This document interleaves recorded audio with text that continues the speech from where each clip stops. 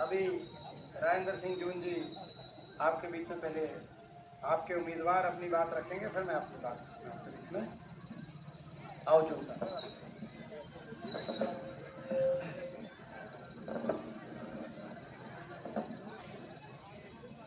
आदरणीय हमारे लोकसभा के सांसद भाई दीपेंद्र सिंह हुड्डा जी,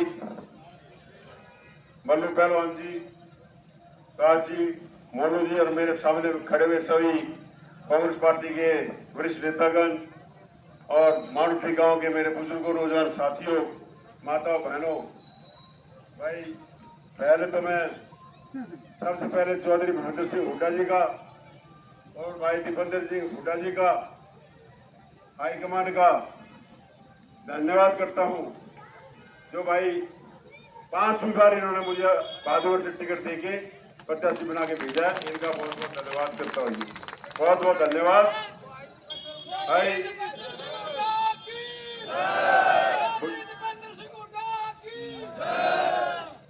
बुजुर्गों, नौजवान साथियों, आप सब जानते हैं कि 5 तारीख को वोटिंग होगी और हमारे सांसद जी आपके बीच में वोट की अपील करने आए हैं। आपने भारतीय जनता पार्टी का 10 साल का शासनकाल देख लिया। 10 साल के अंदर कोई भी विकास नहीं हुआ है। गुंडागर्दी, मर्डर, डकैतियां, ये सब जो है ना इतने हाई लेवल में पहुंची हुई थी। हर लोग परेशान था, हर वर्ग परेशान था। 10 साल से कोई विकास की कोई बड़ा जो है ना प्रोजेक्ट नहीं लेके आए पूरे हरियाणा के अंदर 10 साल के अंदर। जैसे हमारे हुड्डा साहब ने सड़कों में जाल बिछा दिए थे, ITI, IMM और भाई कॉलेज, यूनिवर्सिटियां, हॉस्पिटल, एम्स, इतनी सारी जो है ना प्रोजेक्ट लेके आए हुड्डा साहब 10 साल में। और जो 10 साल में जो हुड्डा साहब 1 नंबर पर लेके आए हरियाणा को, इस बीजेपी सरकार ने 10 साल के अंदर बेड़ा गर्क कर दिया, सारा सत्यानाश कर दिया। ना हमारे बच्चों के लिए नौकरियां 10 साल में मिली, ना हमारे गांव के विकास हुआ, ना हमारे शहर के अंदर विकास हुआ। सड़कें टूटी पड़ी हैं, हमारे जो है ना गांव की सड़कें टूटी पड़ी हैं। हमारे टाइम में 10 साल में हुड्डा साहब ने पूरे गांव के अंदर बिजली 24 घंटे, हर गांव के अंदर पानी की समस्या दूर कर दी थी। वाटर वर्क्स बना दिए थे, पूरे 31 गांव में वाटर वर्क्स बने हुए हैं। और इस खट्टर सरकार ने, सैनी सरकार ने हमारे भादगढ़ के अंदर कुछ नहीं किया। मेट्रो लेने वाले ये है, बाईपास लाने वाले हुड्डा जी हैं, हमारे हॉस्पिटल को जो है ना 200 बेड का बनाने वाले हुड्डा साहब हैं। इतने सारे भादगढ़ में विकास हुए, नौकरियां लगी, लेकिन इस 10 साल में बेड़ा कर दिया इसने सरकार ने, बीजेपी सरकार ने। तो भाई मैं आपके बीच में ज्यादा समय न लेते हुए मैं इतनी अपील करता हूं कि भाई पूरे हिंदुस्तान के अंदर ये सबको मालूम है, प्रेस के थ्रू माध्यम है, अपने अखबार के माध्यम से सबको पता है कि चौधरी भूपेंद्र सिंह हुड्डा की सरकार बनने जा रही है हरियाणा के अंदर। और 60 से 65 सीटें आने लग रही है, सरकार बन रही है। लेकिन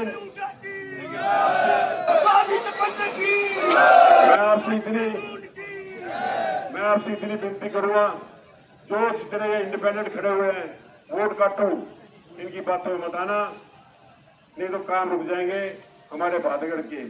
थोड़ी सी चूक होगी, ये काटू जो है वोट काटू, ये वोट काटू जो है बीजेपी ने खड़े कर रखे हैं ताकि वोट कटे और बीजेपी कैंडिडेट जीते। तो इन वोट काटू अगर इंडिपेंडेंटों के भरोसे में बैठना, आप जो है आप चाहते हो चौधरी भूपेंद्र सिंह हुड्डा तीसरी बार मुख्यमंत्री बने, हाथ उठा के बताओ भाई, तीसरी बार चाहते हो? तो भाई चौधरी साहब ने मुझे जो है ना प्रत्याशी बनाया बहादुर से, आप मुझे जो है वोट डालेंगे, वो वोट चौधरी भूपेंद्र सिंह हुड्डा की झोली में जाएंगी और चौधरी भूपेंद्र सिंह हुड्डा जी मुख्यमंत्री तीसरी बार बनेंगे। तो इसलिए मैं ज्यादा समय न लेते हुए आपका बहुत बहुत धन्यवाद। और मैं अपने सांसद जी से रिक्वेस्ट करता हूँ, वो आपके सामने कुछ शब्द रखेंगे। सांसद जी हमारे बीच में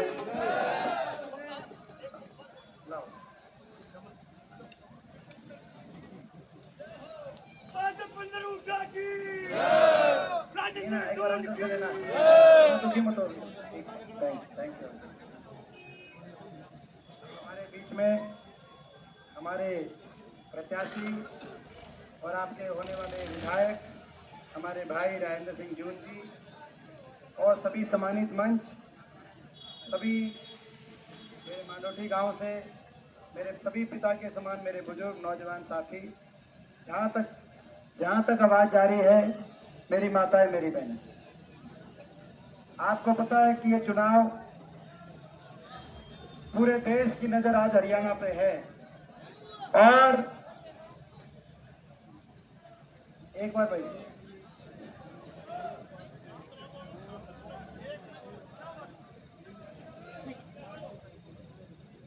एक बार भाई, पूरी देश की नजर आज हरियाणा पे, और जिस दिन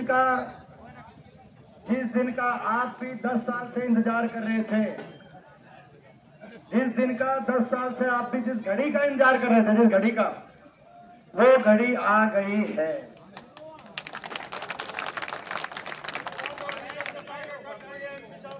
हाँ, एक बार हाँ ठीक है, बोलो भाई, जिस घड़ी का आप इंतजार कर रहे थे, वहां घड़ी आ गई है।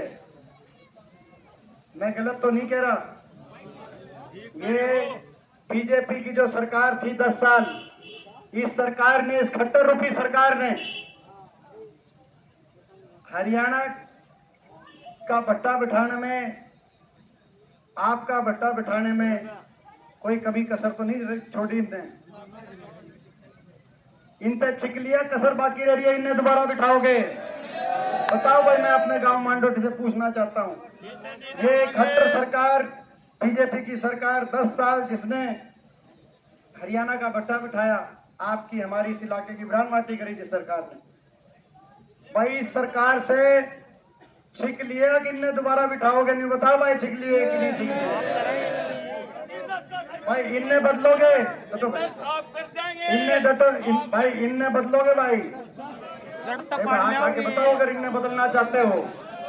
कोई सा अगर ऐसा साथी है जो इन्हें दोबारा बनाने की कोई स्कीम में हो तो एक अलग बात है, तो बता दो भाई, ना फिर हम भी लड़ाई नहीं लड़ते, क्योंकि हम देखो 10 साल इस तानाशाही ताकतों के सामने लड़ाई लड़ के आज प्रधानमंत्री जी आते हैं, हरियाणा के अंदर गृह मंत्री जी आते हैं, आप भाषण सुनो, आधा घंटा बोल के गए, 29 मिनट उठा साहब और मेरे को निशाने पे लिया। आप समझ सकते हो, इन तानाशाही ताकतों से लड़ते लड़ते बड़े बड़े झुक गए, बड़े बड़े बिक गए।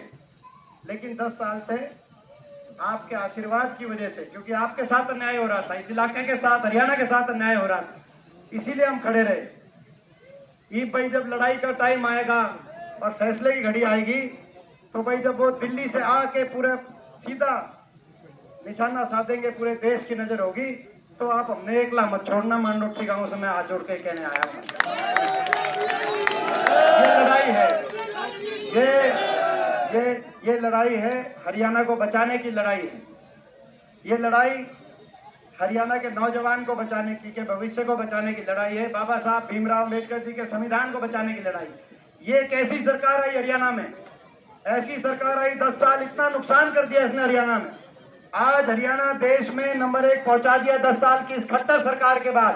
बेरोजगारी में देश में नंबर 1, नशे में हरियाणा देश में नंबर 1, अपराध दर में, क्राइम रेट में हरियाणा देश में नंबर 1, भ्रष्टाचार, महंगाई, विकास कार्य हुए नहीं। विकास का अगर जायजा लेना है तो भाई नूना से मांडोठी के सड़क का विकास करना है ना, 10 साल की इसकी सरकार का विकास का अगर नजारा देखना है कि खट्टर सरकार ने कैसा काम किया, तो इश्तिहारों में मत देखना। ये अपनी बहादुरगढ़ मांडोठी वाली जो सड़क है, ठीक कह रहा हूँ कि नहीं कह रहा मैं? रोड में गड्ढे सुने थे, लेकिन एक नई चीज शुरू होगी, रोड में जोड़ है। तो भाई इस सड़क पे जो है, हाँ, तो वो सारी बात है। तो विकास से तो उतार दिया हरियाणा, विकास की पटरी से हर वर्ग का नुकसान किया, चाहे एससी समाज है, चाहे बैकवर्ड समाज है, चाहे किसान है, चाहे गरीब है, हर वर्ग का इन्होंने नुकसान किया। और उसके बाद काम किया नहीं, लेकिन घमंड 7वें आसमान पे। ऐसी सरकार साबित हुई 10 साल की, किसी की सुनवाई नहीं। इतना घमंड आप अंदाजा लगाओ। 10 साल में मुख्यमंत्री खट्टर साहब एक दिन आए बहादुरगढ़, इतना घमंड। एक दिन आए, केवल लोगों को एक दूसरे से उलझा के राजनीति करी।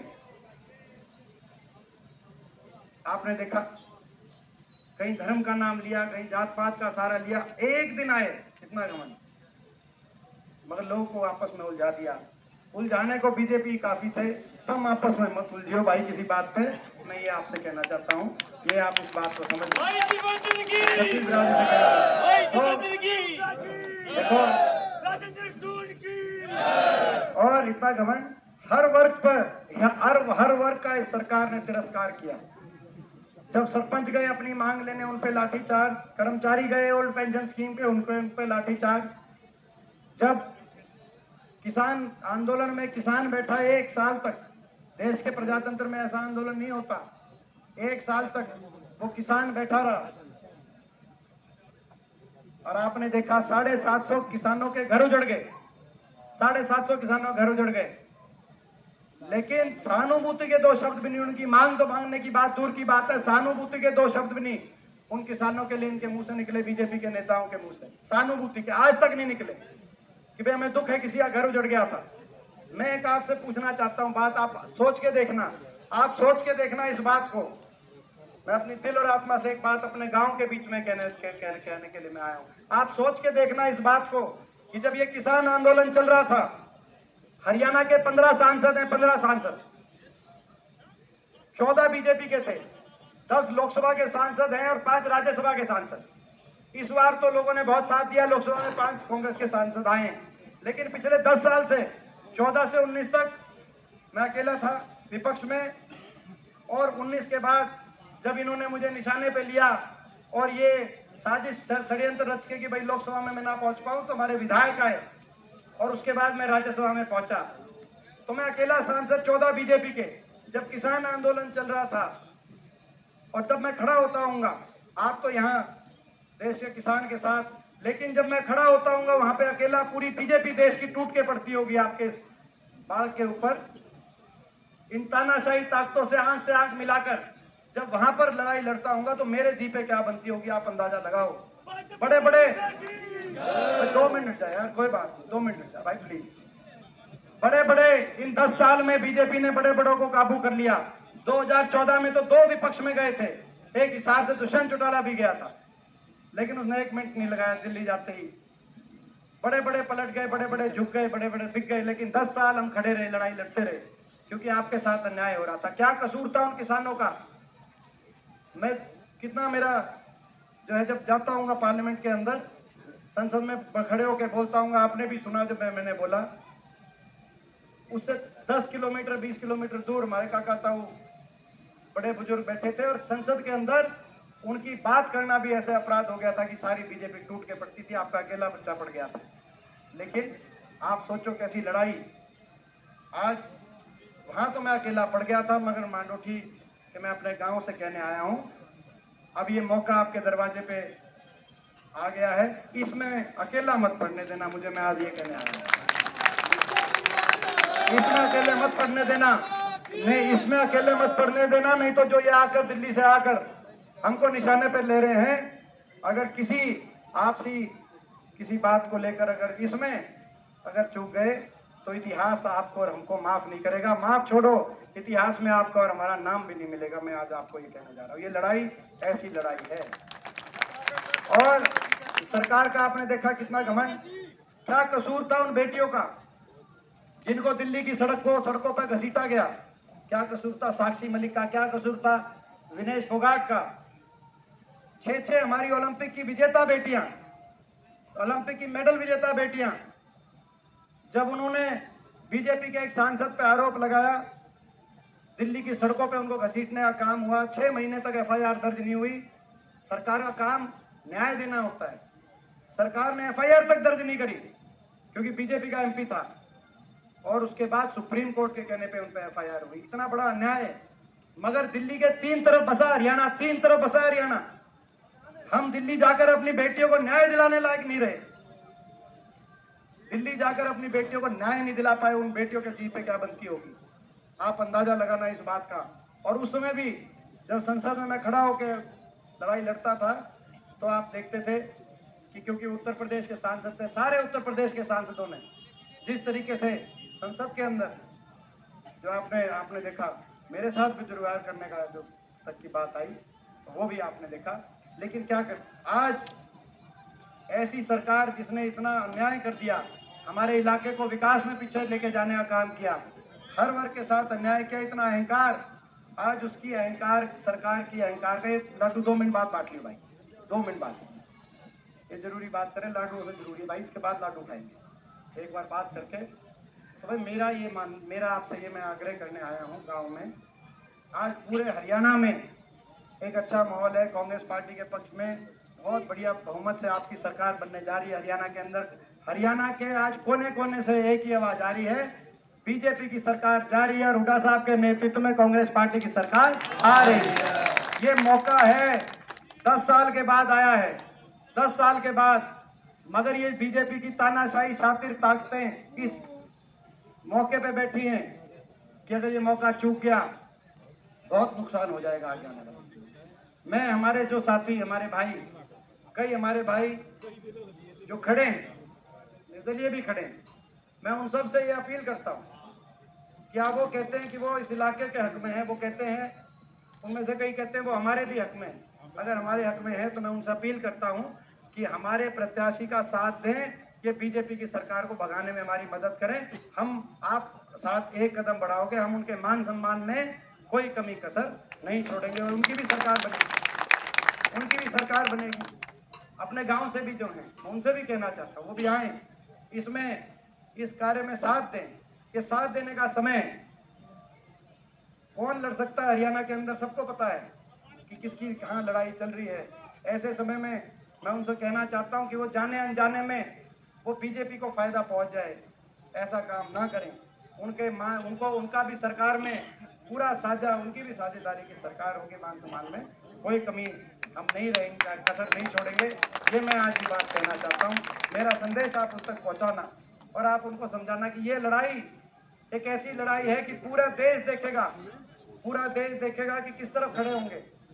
और भी कई निर्दलीय खड़े हैं, और भी उनके अलावा भी बाकी भी कई एक आधे को निर्दलीय प्रत्याशी खड़े हैं। मैं उनको भी कहना चाहता हूँ, वैसे निर्दलीय वो कहते हैं कि हम साथ थे, भाई जब बनन से पहले ही साथ छोड़ दिया तो बनने के बाद बीजेपी तो पूरे प्रदेश में एमएलए तोड़ने के लिए क्या क्या करे, बनन के बाद कित पाओगे, मैंने बता दिया। ऐसे भी है भाई, सही बात है ना, बताओ इन्होंने, बीजेपी ने एक बात बताओ, बीजेपी के मंत्री का बयान आया कि भाई सरकार चाहे लोग कुछ फैसला करें, हम सरकार बना देंगे, क्योंकि देश में हमने बड़ी बड़ी सरकारें तोड़ी हैं। ऐसे में हमें ऐसे साथी चाहिए जो ईमानदारी का, जिन पे दाग ना हो और वफादारी की जिनकी तुलना ना हो। और राजेंद्र सिंह जून ऐसे साथी हैं जो टूटेंगे नहीं भाई, यहाँ से उठा के भेजोगे। बीजेपी की कोई दिल्ली से कैसी मशीन आ जाए मगर ये साथ नहीं छोड़ेंगे, ये हमें पता है। और जब तक ऐसे साथी नहीं जाएंगे, आप इस बात को देखना, पिछली बार भी हरियाणा के लोगों ने तो 40 पे रोक दिया था, सरकार नहीं बनती दोबारा। ना ये किसान आंदोलन पे 750 किसानों की शहादत आपको देखनी पड़ती, ना बेटियों का तिरस्कार देखना पड़ता, ना आज हरियाणा का इतना बुरा हाल देखना पड़ता। ये सरकार दोबारा नहीं बनती। लोगों ने 40 पे बीजेपी को खट्टर सरकार का नारा था, 75 पार पिछली बार, लेकिन लोगों ने 40 पे रोक दिया था कि नहीं रोक दिया था? रोक दिया था कि नहीं रोक दिया, मेरा बताओ। फिर उसके बाद दुष्यंत चौटाला ने 10 एमएलए लेके जाकर, और सारे निर्दलियों ने, क्योंकि देश में कहीं भी निर्दलीय आते हैं बीजेपी उनको, क्योंकि दिल्ली में इनकी सरकार, दुष्यंत चौटाला ने और भाई सारे निर्दलियों ने जाके दोबारा बीजेपी की सरकार बनाई कि नहीं बनाई? तो भाई ये अगर आप चाहते हो यह न्याय का अंत हो, आप ये चाहते हो इतनी संघर्ष, इतनी लड़ाई जो आपने लड़ी, हमने लड़ी, भाई अगर आप ये चाहते हो तो ऐसे मजबूत हमें साथी जब तक विधानसभा में नहीं दोगे, जिनकी वफादारी पर सारी अग्नि परीक्षा दे दी भाई इनने, वफादारी की कोई कमी कसर आज तक नहीं रही, वफादारी की कोई कमी कसर नहीं रही। वो जो मैं उनको बताना चाहता हूँ, आपको भी पता है, कांग्रेस के अंदर भी अलग अलग जब राजनीति हुई, कभी जो है आपको पता है कांग्रेस के अंदर की राजनीति, मगर एक ऐसे साथी भी खड़े हैं जो इन्हीं के गांव के हो सकते हैं। वो जब कांग्रेस के अंदर की राजनीति हुई, 2019 के चुनाव की बात आई, तो उन्होंने किसका साथ दिया 2019 के चुनाव में, लोकसभा चुनाव में, वो भी आपको पता है। तो उनका क्या ट्रैक रिकॉर्ड है साथ देने का, और इनका क्या ट्रैक रिकॉर्ड है। तो भाई ये अब मेरे को एक भाई ये प्रस्ताव जो मैंने आपके बीच में रखा है, भाई मेरे प्रस्ताव पे भाई मेरे प्रस्ताव को मानेगा कि नहीं मानेगा, मैं हाथ जोड़ के गांव से कहना चाहता हूँ। ये मौका है भाई, ये मौका है। एक मेरी बात गांठ बांध के एक बात रख लो।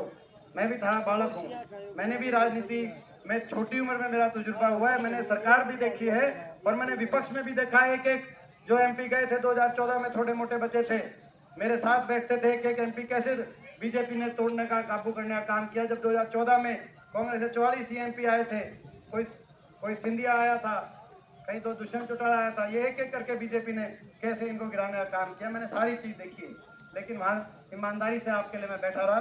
मैं एक ही बात आपको कहता हूं भाई, इस बात को गांठ बांध के अपने ले लेना भाई, अभी नहीं तो कभी नहीं। ये मौका है, मौका आपके दरवाजे पे, मेहनत करके आपके दरवाजे पे मौका हम लेके आए हैं, इसको चूकना मत भाई। हमारी कड़ मजबूत रखना। ये जो दिल्ली से आके आप जो है पूरा अपना जो कर रहे हैं, तब हमारी कड़ मना लगन दियो, थारे खातर छाती जड़े कहोगे वहां छाती अड़ा देंगे। मैं आज ठीक है भाई मांडोठी गांव ने हमेशा, भाई मांडोठी गांव का फैसला हमेशा आपने न्याय का साथ दिया है। आज से ही नहीं, ये 100 साल का इतिहास और कई सौ साल का इतिहास मांडोठी गांव का ये है। आपने हमेशा न्याय का साथ दिया है, आपने सही फैसला किया है। आज आपके बालक आपके बीच में ये बात लेके आए भाई, हमारे जो है सारी बात सुन के और उनसे भी बात करना, हमें किसी से कुछ नहीं, हम चाहते हैं कि सारे साथी साथ आए ताकि ये मौका भाई इतिहास में याद रखा जाए। तो उनको भी समझाओगे जो मैंने बता दी बात भाई मेरी तरफ से, उनको भी समझाना कि भाई ये मौका है साथ देने का। इतिहास में जो साथ देगा उसको इतिहास ये कहेगा भाई इन्होंने सही साथ दिया, और नहीं तो भाई नुकसान जो है फिर तो भाई वो सभी का मिलता है। आगे हमारे जैसा भी कोई लड़न खाता बचेगा कि नहीं बचेगा अगर कोई गलती होगी तो। ठीक बात है ना जी, यह बात है, ये बात इस पर गौर करना जी। हाँ जी, और भाई हमारी तो देखो मैंने जैसे कहा, और माहौल बता देता हूँ हरियाणा में क्या माहौल चल रहा है, माहौल भी बता देता हूँ आपको, और फिर कांग्रेस के एजेंडा के बारे में। ये तो मैंने गांव की और बहादुर की बात। 5 दिन हुए इलेक्शन शुरू हुए, 4 दिन टिकट बटन के बाद। पहले दिन मैं अंबाला गया जहां से वरुण मुलाना जी कांग्रेस की टिकट पर अभी लोकसभा चुनाव 3 महीने पहले बड़े बहुमत से जीते। अंबाला वालों ने कहा कि भाई 9 की 9 सीट कांग्रेस पार्टी की झोली में अंबाला में आ रही। उसके अगले दिन सिरसा में गए, टोहाना में बहुत बड़ी रैली थी, आपने देखा, आप चेक करना वहां जानकारी आपकी रिश्तेदारी हो। सिरसा की भी 9 की 9 सीट कांग्रेस पार्टी की झोली में आ रही है। उसके बाद हिसार गए जहां जयप्रकाश जी, और सिरसा में आपने देखा बहन शैलजा जी कितने बहुत बड़े बहुमत से जीती थी अभी पीछे लोकसभा में। फिर हिसार आए जहां से जयप्रकाश जी इतने बड़े बहुमत से लोकसभा में पहुंचे। हिसार की भी 9 की 9 सीट कांग्रेस पार्टी की झोली में आ रही, और उसके बाद अपने घर में आए। तो भाई ये मैंने कहा भाई हमारी कम जो है ना, हमारी कर मन्ना लगन दियो, यानी कि हमारे घर में भाई हमारी कमर आप मजबूत रखना, ताकि आपके लिए हम छाती अड़ाने का जो है काम करें। तो भाई यहाँ रोहतक में मैं यही कहना चाहता हूँ कि यहाँ अपनी ताकत तब बनेगी, इनसे हम तब लड़ने के लायक रहेंगे जब 9 की 9 सीट यहाँ पर कांग्रेस पार्टी की झोली में आप।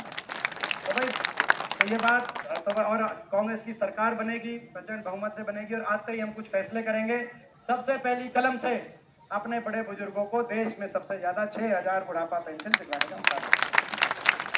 उसके साथ साथ दिल्ली में की तर्ज पर हरियाणा में भी 300 यूनिट तक बिजली में हम राहत दिलवाने का कार्य करेंगे। उसके साथ साथ किसान को एमएसपी की गारंटी दिलवाने का काम करेंगे, जो किसान आंदोलन की मांग है। कर्मचारी गोल्ड पेंशन स्कीम दिलवाने का काम करेंगे।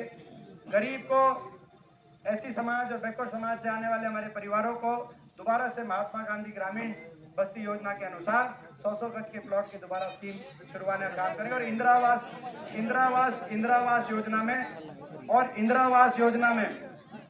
इंदिरावास योजना के माध्यम से जरूरतमंद को मकान दिलवाने का हम काम कार्य करेंगे। तो भाई ये सारा हमारा एजेंडा है। और आपने देखा, ये भी देखा आपने, और महंगाई के लिए हमने कहा कि 500 रुपए में गैस का सिलेंडर अपनी माताओं बहनों को दिलवाएंगे।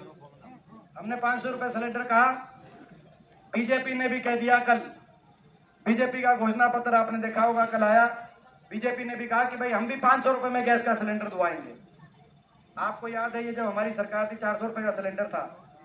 अब बीजेपी, और फिर बीजेपी, ये वही बीजेपी वाले हैं, बीजेपी का पता चलता है इससे, ये वही बीजेपी वाले हैं जब हमने कहा कि 500 रुपए में गैस का सिलेंडर कराएंगे उल्टा सरकार बनने पे, तो बीजेपी वालों ने कहा कि कांग्रेस वाले रेवड़ियां बांट रहे हैं। रेवड़ियां, अगर वो रेवड़ी बांटने वाली बात ठीक थी तो तुमने अपने घोषणा पत्र में 500 रुपए का सिलेंडर क्यों करा? और अगर वो बात गलत थी तो तुमने पिछले 10 साल से 1100 रुपए सिलेंडर पे रोटी क्यों पवाई भाई?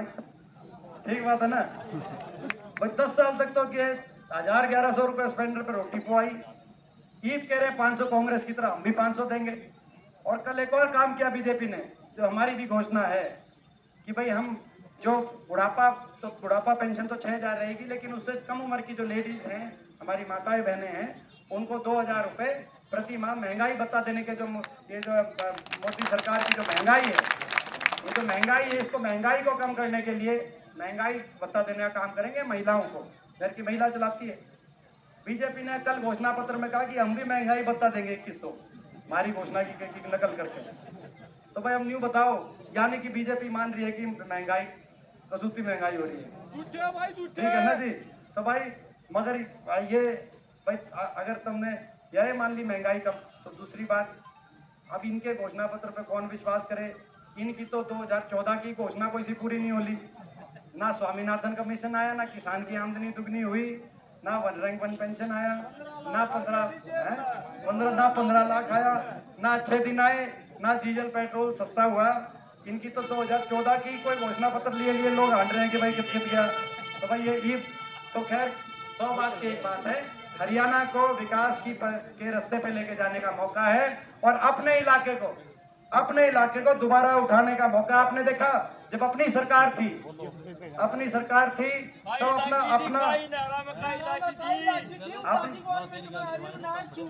एक बात बताओ, जब अपनी सरकार थी कोड पर, भाई कहीं आप, तब तो तजुर्बा था नहीं मेरे को उतना, मैं नया था, लेकिन फिर भी जहां हो सकता था पकड़ के जो काम हो सकता था कराते थे। कोई सड़क की बात आती थी, कोई स्कूल की बात आती थी, कोई चौपाट की बात, कहीं पकड़ लेते थे और कहीं काम कराते थे। अपने गांव के मैं बता रहा हूँ, ये तो मेरे को जो, और ईब 10 साल में एक के बार आया मुख्यमंत्री। इनको कितना दर्द है?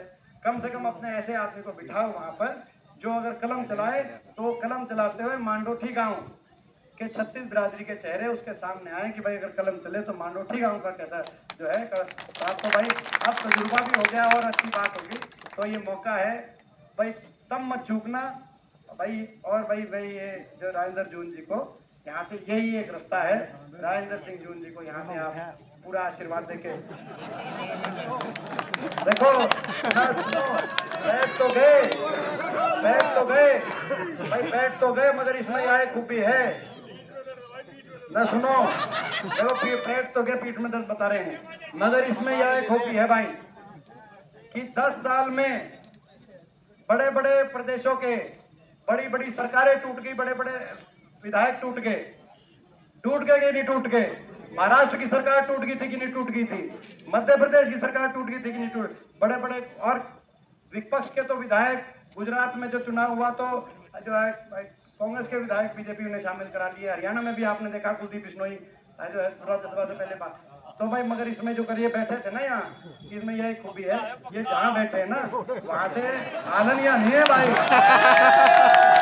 इनको हिलानिया नहीं है, इनको हिलानिया भाई, तो भाई इनको हिलानिया नहीं है। और भाई हमने भाई से साथी की जरूरत है। ये भाई देखो कह रहे हैं ना दिल्ली से आके इसकी गारंटी उसकी गारंटी, मेरी भी एक गारंटी सुन लेना भाई, राजेंद्र जून जी को आप जिता देना, आपकी चंडीगढ़ में सरकार हम बना देंगे, ये हमारी गारंटी है भाई।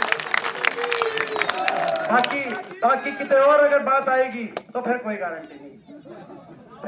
फिर फिर भाई आप भी पछताओगे, हम भी पछताएंगे, फिर सारा जो है। तो ये एक बात मैंने आपको अच्छी तरीके से खोल के मैंने इसीलिए बताई, और सबके सम्मान के करते हुए मैंने सबसे अपील करी कि भाई ये बात समझने की है, अपने इलाके को आगे लेके जाने की है। तो इसमें आप मेरा सहयोग करना, उन साथियों को भी आप समझाना कि भैया ये समय नहीं है, ये समय भाई इस बात 10 साल में जो पांडा छुटा लो, इतना बड़ी मुश्किल से ये मौका आया है, इसमें मत चुनना चुको। बहुत बहुत धन्यवाद आप सबका।